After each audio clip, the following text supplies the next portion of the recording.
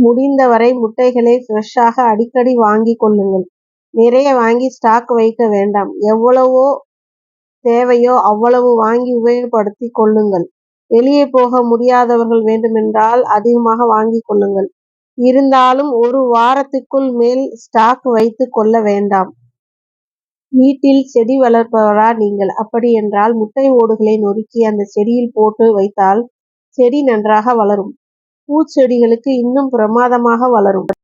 முட்டை ஓடுகளை கழுவி காய வைத்து மிக்சியில் அரைத்தால் மிக்சி பிளேடு ஷார்ப்பாகும். அது மட்டுமல்ல, அந்த பொடியை கரை பிடித்த பாத்திரங்களை தேய்த்தால் அந்த கரைகள் போய்விடும். ஆம்லெட் செய்யும் போது முட்டை கம்மியாக இருந்து ஆட்கள் அதிகமாக இருந்தால் கொஞ்சம் கார்ன்ஃப்ளவர் மாவை கலந்து கொண்டால் நிறைய ஆம்லெட்கள் தயார் செய்யலாம். சுவையாகவும் மணமாகவும் இருக்கும்.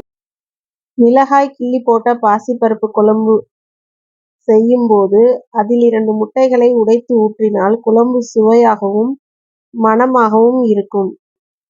முட்டையை வேக வைக்கும் போது அதனுள் இருப்பவை வெளியே வராமல் இருப்பதற்கு வேக வைக்கும் தண்ணீரில் 1 ஸ்பூன் வினிகரை விடவும். அவ்வாறு விட்டால் முட்டையின் ஓடு வெடித்தாலும் கூட உள்ளே இருப்பவை வெளியே வராது.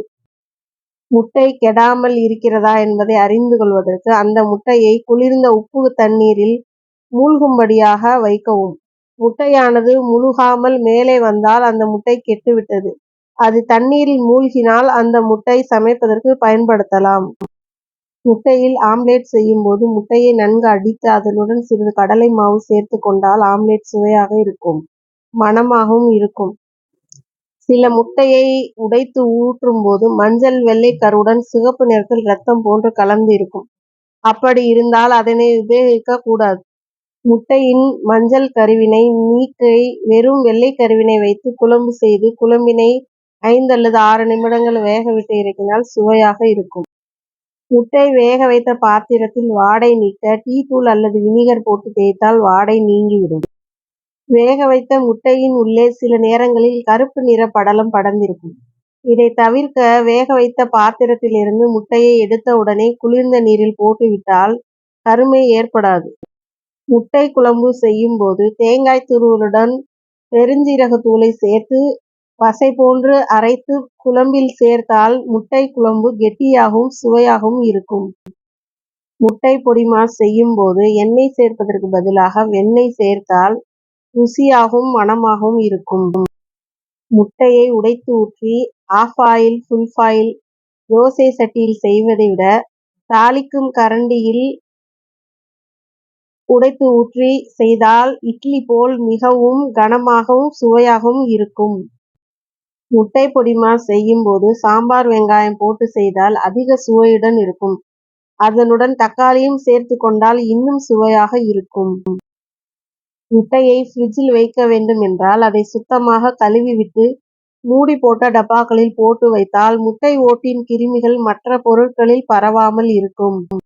ஆம்லெட் போடும்போது கவுச்சி வாடை வராமல் இருக்க வெங்காயம், பச்சை மிளகாய், அதுடன் சிறிது மஞ்சத்தூள், உப்புத்தூள், மிளகு சீரகத்தூள் போட்டு எண்ணெயில் வதக்கிவிட்டு ஆற வைத்து அதன்பின் முட்டையை அடித்து ஆம்லெட் போட்டால் மிகவும் சுவையாக இருக்கும்.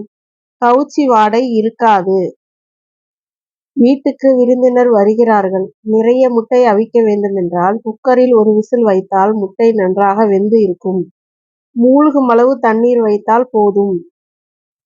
அவித்த முட்டைகளை கிரேவியிலோ அல்லது குழம்பிலோ போடும்போது முள்ளுக்கரண்டி அல்லது கத்தியால் எல்லா இடத்திலும் நன்றாக குத்திவிட்டு குழம்பிலோ அல்லது கிரேவியிலோ போட்டால் உப்பு மசாலாவெல்லாம் முட்டைக்குள் போய் முட்டை சுவையாக இருக்கும். நீங்கள் நான்வெஜ் பிரியர் என்றால் வீட்டில் எந்த குழம்பு செய்தாலும் அந்த குழம்பில் 2-3 முட்டைகளை உடைத்து ஊற்றி செய்தால் குழம்பு மிகவும் சுவையாக இருக்கும். பேச்சுலர்களுக்கு ஏற்ற ஈஸியான முட்டை குழம்பு. 2 வெங்காயம், 4 தக்காளி, காரத்துக்கேற்ற பச்சை மிளகாய் போட்டு எண்ணெயில் நன்றாக வதக்கிவிட்டு கொஞ்சம் தண்ணீர் விட்டு கொதிக்க வைத்து 4 முட்டைகளை உடைத்து ஊற்றினால் தக்காளி முட்டை குழம்பு ரெடி. மிகவும் சுவையாக இருக்கும். சிக்கன் 65 பிரட்டும் போது 1 முட்டையை உடைத்து ஊற்றி பிரட்டினால் சிக்கன் 65 மிகவும் சாஃப்டாகவும் சுவையாகவும் இருக்கும்.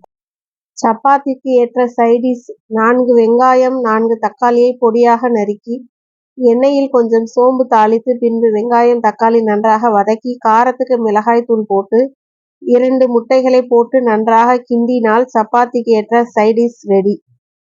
முட்டையை வேக வைப்பதற்கு முன் நன்றாக சுத்தமாக கழுவிவிட்டு வேக வைக்கவும். ஏனென்றால் முட்டை ஓட்டின் மேலே அசுத்தங்கள் கிருமிகள் நிறைந்திருக்கும். அதனால் சுத்தமாக கழுவி செய்வது மிகவும் நல்லது.